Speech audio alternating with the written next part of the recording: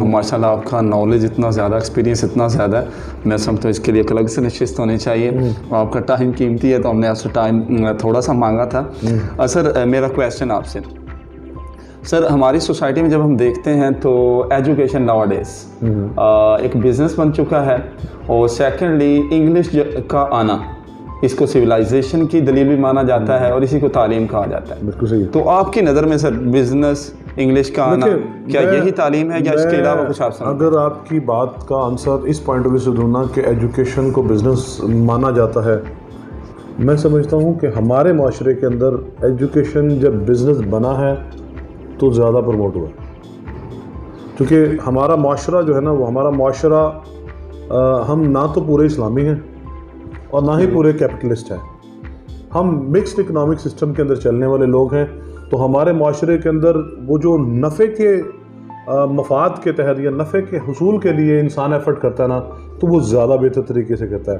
میں سمجھتا ہوں کہ جب اس کو بطور کاروبار بنایا گیا تو اس میں انسانوں نے اپنی انرجی زیادہ لگانی شروع کی.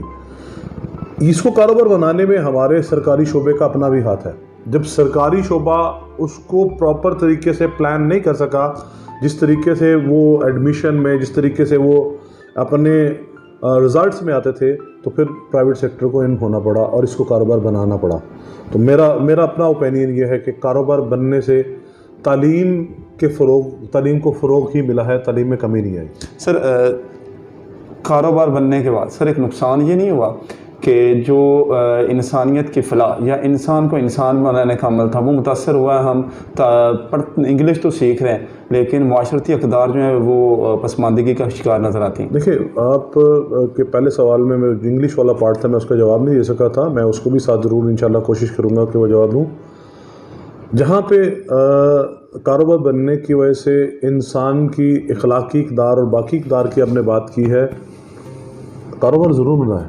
لیکن میں سمجھتا ہوں، میں نے جو اساتذہ کے اندر ایک بات دیکھی ہے، بہت سارے اساتذہ ایسے ہیں جو بائی چانس بنے ہوئے ہیں استاد، لیکن جو بائی چوائس بنے ہیں، جنہوں نے آقا علیہ الصلوۃ والسلام کی اس حدیث کو پڑھ کے انما انا بعثت معلما کے مصداق اپنے آپ کو استاد بنایا نا، چاہے وہ کاروبار بھی بنایا ہے انہوں نے، وہ اپنی اقدار کو نہیں چھوڑتے. اور الحمدللہ مجھے یہ فخر حاصل ہے کہ میں لوگوں کو یہ دعوے سے کہتا ہوں کہ میں نے یہ پروفیشن اپنی مرضی سے جوائن نہیں کیا، میں نے اللہ کے نبی صلی اللہ علیہ وسلم کی حدیث پڑھ کے جوائن کیا ہے. اس وجہ سے آج کے بچے کی، اگر آپ مورل ویلیوز کو بہتر کرنا چاہ رہے ہیں نا، تو آج کے بچے کے پاس جتنی انفارمیشن پہ ایکسیس ہے، اس ایکسیس کے پیش نظر آج کا ہمارا استاد شاید یہ سمجھتا ہے کہ بچہ فرما بردار نہیں رہا. میں سمجھتا ہوں کہ ہمارا استاد بچے کے لیول پہ جاتا ہی نہیں ہے، ادروائز آج کا بچہ بھی فرما بردار ہونے کو تیار ہے. اور جہاں تک بات ہے انگریزی کی، کہ انگریزی کو معیار تعلیم بنا دیا ہے، یہ فیس ہمیں بڑی دفعہ کرنا پڑتا ہے. بہت سارے پیرنٹس بھی آ کے ہمارے ساتھ انگریزی بول کے ہمیں یہ بتانے کی کوشش کرتے ہیں کہ بھائی تم جو پرنسپل بن کے بیٹھے ہو نا، تمہیں کچھ نہیں آتا. پھر ہمیں ان کے ساتھ ان کی زبان میں بات کرنے کی پڑتی ہے. تو الحمدللہ یہ میرا ایکسپیرینس رہا ہے کہ بہت کم ایسے لوگ ہوتے ہیں جن کے پاس 4-6 جملوں کے بعد انگریزی ختم نہیں ہوتی. ہم استاد جو ہیں، ہماری کوشش ہوتی ہے کہ ہمارے پاس اگر کوئی پنجابی میں آتا ہے تو ہم اس کے ساتھ پنجابی میں بات کریں، اگر کوئی اردو میں آتا ہے تو اردو میں بات کریں، اگر کوئی سرائکی میں آتا ہے تو سرائکی میں بات کریں، تاکہ اس کی جس میڈیم کے اندر وہ کمیونیکیٹ کرنا چاہتا ہے یا جس میڈیم میں وہ سمجھنا چاہتا ہے، ہم اس کو اس کی بات بتائیں. پھر آپ ایک اچھا دیکھیں، پرنسپل کا رول جو ہوتا ہے نا، وہ مینجمنٹ کا ہوتا ہے. اور مینجمنٹ کس چیزوں کی؟ وہ مینجمنٹ بچوں کی نہیں ہوتی، صرف مینجمنٹ اساتذہ کی نہیں صرف ہوتی. مینجمنٹ اپنے انٹرنل سیکیورٹی گارڈز اور اپنے جینیٹوریل سٹاف کی نہیں ہوتی. مینجمنٹ صرف سرکاری اداروں کی نہیں ہوتی، بلکہ اس نے اپنے انوائرمنٹ کو اس طرح بنانا ہوتا ہے کہ وہ زیادہ سے زیادہ چیزوں کو بہتر طریقے سے مینج کر سکے. سر آپ کی بات بہت اچھی ہے. سر ہماری سوسائٹی میں ایک پرابلم فیس کرنی پڑ رہی ہے کہ آپ جیسے آپ کے ادارے میں ہم نے دیکھا آپ کے سٹاف کے اندر پیار محبت ہے، آپ کے طلبہ جب کالج کے بعد لڑائی جھگڑے کا انوائرمنٹ نہیں ہے تو دیٹس پازیٹیو سائن، ہم اس کی تعریف بھی کرتے ہیں. لیکن والدین کی طرف سے ہمیشہ نمبرز کی ڈیمانڈ کی جاتی ہے، تو آپ تربیت کرنا چاہتے ہیں، تو سر آپ کیسے فیس کر پاتے ہیں اور اس چیلنج کو کس طرح سے آپ قبول کرتے ہیں؟ میں آپ کی اس بات کے لیے اپنے ایک استاد کا مقولہ جو ہے وہ ضرور ان کے نام کے ساتھ دینا چاہوں گا. سید اطرت حسین صاحب ہمارے استاد تھے مائکرو اینڈ میکرو اکنامکس کے.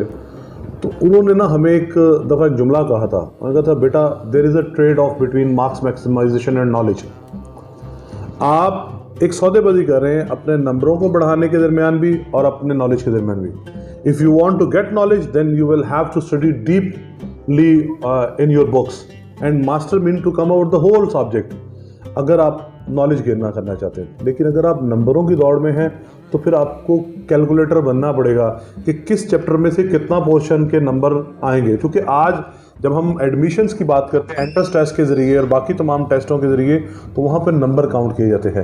تو ہم بچوں کو نالج تو پرووائڈ کر رہے ہیں لیکن اس کے ساتھ ساتھ ہم اس کو اس ریس میں بھی شامل کرتے ہیں کہ وہ کسی طریقے سے اپنے مارکس بھی میکسیمائز کر سکے. کیونکہ پرائیویٹ